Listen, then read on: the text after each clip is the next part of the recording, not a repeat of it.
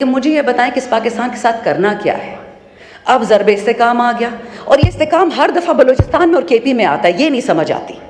खान साहब की 3.5 साल हुकूमत थी, ना ड्रोन था ना टेररिस्ट था, एंड द सेकंड खान साहब गोज टेररिस्ट आ जाते, but sir you are the custodian of this house and I expect you to take this up with people who matter.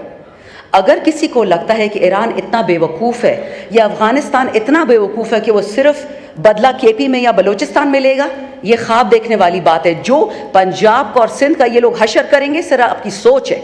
सो खुदा का वास्ता है, होश के नाखून लें, ये आपकी जगह है, ये आपकी ताकत का सरचश्मा है, ये अवाम, हम रियासत है, not me the MNA, my people.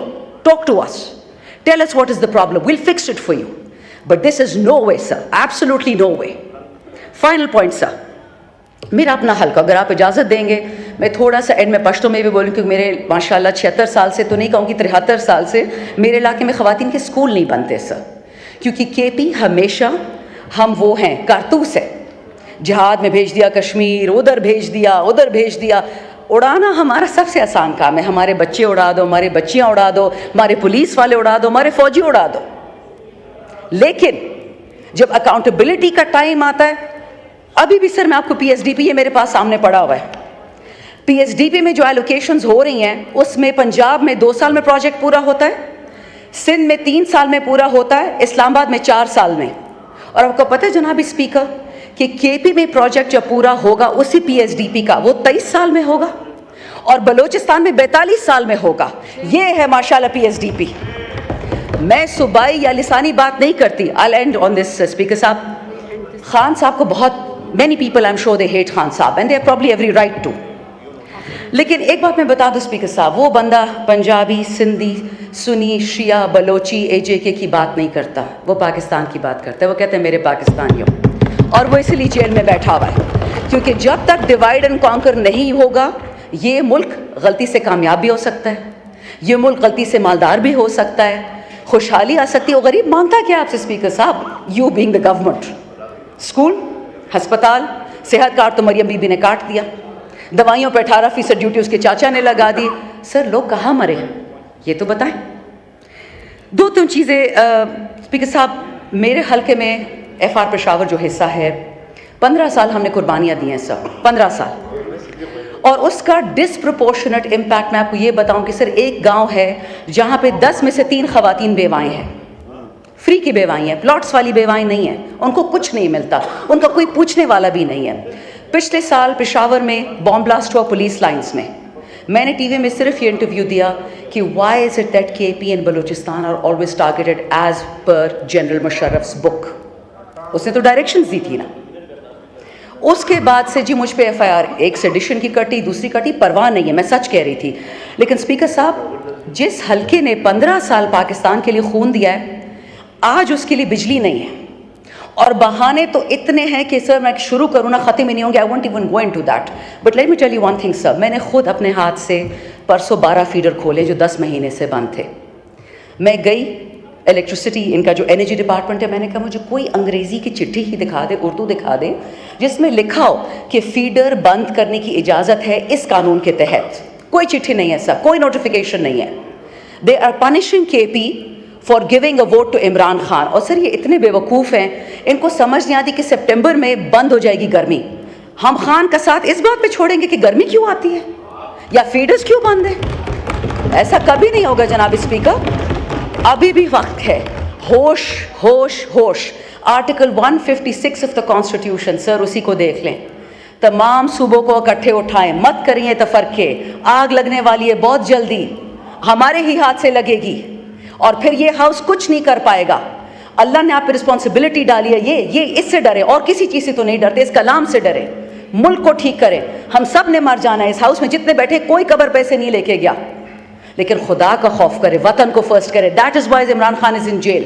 Pakistan first, Pakistan always, Pakistan forever. मुझे किसी औरत से, किसी मर्द से कोई बैर नहीं है, मेरे रिश्तेदार हर सियासी पार्टी में हैं, बल्कि मुझे तो अक्सर जब हम गवर्नमेंट में थे मुझे डांटे पड़ती थी कि इसके रिश्तेदार तो पीपल में भी हैं, ANP में है, ये कॉम्प्रोमाइज है, एट्सेट्रा एट्सेट्रा। पिछले 2 साल में मुझ पर जितने केस हुए हैं, और आप जिस चेयर पे बैठे हैं, अल्लाह करे कि आप वही हो जिनसे हम आपकी उम्मीदें रखते हैं। इसी हाउस के स्पीकर राजा साहब ने मेरा पासपोर्ट मुझसे चुराया हुआ है एज ऑफ जून 2022। 4 कवानीन के खिलाफ ऐसा किया है और मैं कुछ नहीं कर सकती थी एज मेंबर ऑफ पार्लियामेंट। अभी भी इन्हीं के पास पड़ा हुआ है, मेरे पास फुर्सत नहीं थी कि मैं उठा लूं, लेकिन 2 साल इलीगली उन्होंने मेरा पासपोर्ट चुराया था। मुझे घर से निकाला गया from parliament lodges when I was in MNA। मुझे नहीं निकाला जा सकता था, I was supposed to stay there and 35 people came from CDA and the police. अब एक CDA पे डालता है police, I don't mind, I am sacrificing for Pakistan. ना इमरान खान ने सारी उम्र जिंदा रहना है, ना मैंने वतन के लिए सैक्रिफाइस दिया। पर जहाँ पे स्पीकर, जब मेरे जैसी औरत आप अटेम्प्ट करेंगे कि जी पीपल में जाओ, नून में जाओ, खटक के पास, तरीन के पास, मैं क्यों जाऊँ? खटक और तरीन तो पहले से मेरे रिश्तेदार थे, मेरी तो उनसे वैसे नहीं बनती थी, तो मैं उनकी पार्टी में क्यों जाऊँ? वो तो जो हमारी पार्टी थी, मैं उनसे नहीं लगती थी। स्पीकर साहब, यू डोंट नो मी, मैं एक लड़ाका हूँ, हमेशा से थी। मैं हर किसी के साथ लड़ती हूँ, अपनी लीडर के साथ भी लड़ी हूँ, हक के लिए लड़ती हूँ। और आज आपको ये बता दूँ कि जितना झूठ इस कुरान के नीचे बोला जा रहा है ना, आई स्वेयर टू गॉड मेरी हड्डियों में दर्द शुरू हो जाती है। ये बजट लोगों को बर्बाद करने के लिए है। और सर, आप भी पाकिस्तान में रहते हैं, आपके मुलाजिम होंगे, आपके कोई गरीब रिश्तेदार भी होंगे। ये जो बड़ी बड़ी अंग्रेजी हमें सुना रहे हैं, oh this salary tax and that digitisation, sir you are destroying digitisation.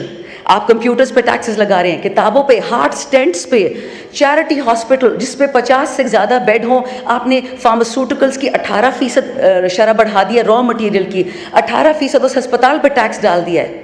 लेकिन जो मालदारों के हॉस्पिटल्स है सर, वो तो लंदन में है, भगोड़े तो लंदन चले जाते हैं, वहाँ सारे इलाज करते हैं। तो यहाँ पे लोग क्या करेंगे? जनाब स्पीकर, आपने अगर मेरी लास्ट, क्योंकि 3 ही मेरी बजट स्पीचेस थी, फिर तो हम फारिग हो गए, जो मेरी 3 बजट स्पीचेस थी, मैंने कभी भी उसमें पीपल या नून को नहीं डांटा था, अपनी हुकूमत को पकड़ती थी मैं, और आज भी मैं यही करूँगी। हम जब छोड़ के जा रहे थे किटी में $17 अरब, 21 अरब डॉलर हमने कर्ज़ों में दे दिया।